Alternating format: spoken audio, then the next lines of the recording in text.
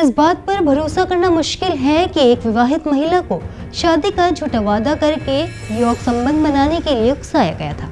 ये शीर्ष अदालत यानी सुप्रीम कोर्ट की टिप्पणी है।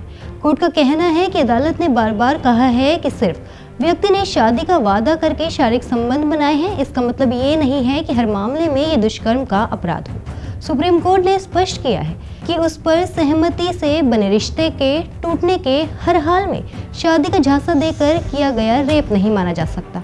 अदालत ने कहा है कि रेप तभी बनता है जब ये साबित हो कि आरोपी ने शुरू से ही शादी का झूठा वादा केवल शारीरिक संबंध बनाने के लिए किया था।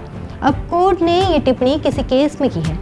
ये मामला क्या है, आइए आपको विस्तार से बताते हैं। दरअसल जस्टिस BV नागरत्न और जस्टिस उज्जवल भुइया की बेंच ने छत्तीसगढ़ की एक महिला वकील द्वारा कराई FIR रद्द कर दी, जिसमें उन्होंने अपने पूर्व प्रेमी पर शादी का झांसा देकर रेप का आरोप लगाया था।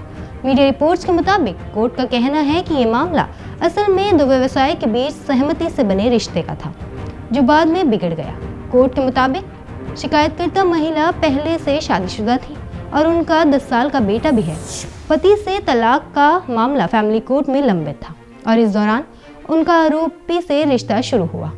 कोर्ट ने कहा कि हिंदू एक्ट के तहत जब एक पहली शादी खत्म नहीं होती, दूसरी शादी नहीं हो सकती। ये बात महिला ने खुद आरोपी को भी बताई थी। ऐसे में शादी का वादा कानूनी तौर पर संभव नहीं था। आदेश के मुताबिक दोनों की मुलाकात सितंबर 2022 में एक सामाजिक कार्यक्रम में हुई थी। दोनों वकील थे और धीरे धीरे करीब आए। महिला ने आरोप लगाया कि आरोपी उन्हें एक दोस्त के घर ले गया और वहां उससे जबरन संबंध बनाए। बाद में शादी का वादा कर कई बार शारीरिक संबंध बनाए। महिला ने यह भी कहा कि वह गर्भवती थी और आरोपी ने उन पर गर्भपात का दबाव बनाया। वहीं आरोपी ने कहा कि दोनों के बीच रिश्ता पूरी तरह सहमति से था। उन्होंने कभी शादी का वादा नहीं किया और महिला उसे और उसके परिवार को धमका रही थी। आरोपी ने पुलिस में शिकायत भी की थी कि महिला शादी के लिए दबाव बना रही है और आत्महत्या की धमकी दे रही है। हाईकोर्ट से उसे पहले ही अग्रिम जमानत मिल चुकी है। इस पर राज्य सरकार और महिला के वकील का कहना है कि आरोपी ने जानबूझकर महिला को शादी का झांसा देकर शारीरिक संबंध बनाए और उसे गर्भवती किया।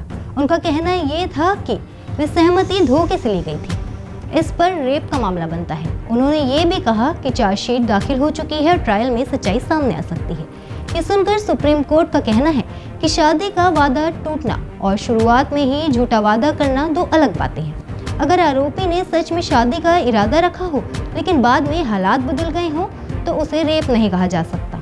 रेप तभी माना जाता है जब ये साबित हो कि शुरुआत से ही शादी का वादा सिर्फ सहमति पाने के लिए किया गया था।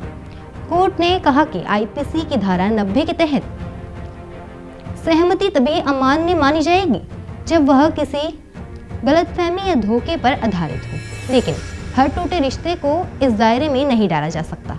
कोर्ट ने पूरे फैसले का हवाला देते हुए कहा कि हर ब्रेकअप को आपराधिक रंग देना सही नहीं है और इसमें गंभीर अपराधों की गंभीरता भी कम होती है। कोर्ट ने यह भी कहा कि शिकायतकर्ता 33 साल की महिला है और पेशे से वकील थी। वह अपने फैसलों के असर को समझने में सक्षम थी। साथ ही वह जानती थी कि उनकी पहली शादी अभी खत्म नहीं हुई है, इसलिए दूसरी शादी कानूनी रूप से संभव नहीं है।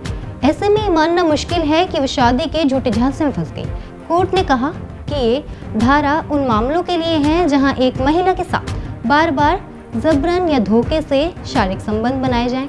ऐसे मामलों में सज़ा सख्त होती है, लेकिन जहां मामले दो व्यवसाय के बीच सहमति से बनी रिश्तों का हो, वहां इस धारा का इस्तेमाल बहुत सोच समझ के होना चाहिए। इसी के साथ सुप्रीम कोर्ट ने छत्तीसगढ़ हाई कोर्ट के उस आदेश को रद्द कर दिया जिसमें FIR रद्द करने के इनकार किया गया था। कोर्ट ने कहा कि इस केस में FIR के आरोपी भी रेप का अपराध नहीं बनता, इसलिए FIR, चार्जशीट और संशेषण कोर्ट में चल रही कार्यवाही सभी रद्द की जाती है। कोर्ट ने कहा कि न्यायपालिका को ऐसे मामलों में बेहद सतर्क रहना चाहिए। हर टूटे रिश्ते का अपराध का मामला बना देना सही नहीं है और ना ही न्याय के हित में है। इससे न सिर्फ आरोपी पर गंभीर सामाजिक दाग लगते हैं, बल्कि न्याय व्यवस्था पर भी अविश्वास बोझ पड़ता है। यानी कि सीधे तौर पर सुप्रीम कोर्ट ने ये माना है कि कई बार आपसी सहमति से बने रिश्ते आगे चलकर बिगड़ जाते हैं। ऐसे मामलों में अगर कोई ज़बरदस्ती, हिंसा या शुरुआत में धोखा ना हो तो उन्हें रेप का मामला नहीं माना जा सकता। आपको इस पूरे मामले पर और सुप्रीम कोर्ट के सुनवाई फैसले पर क्या कहना है? कमेंट बॉक्स में अपनी राय जरूर बताएं।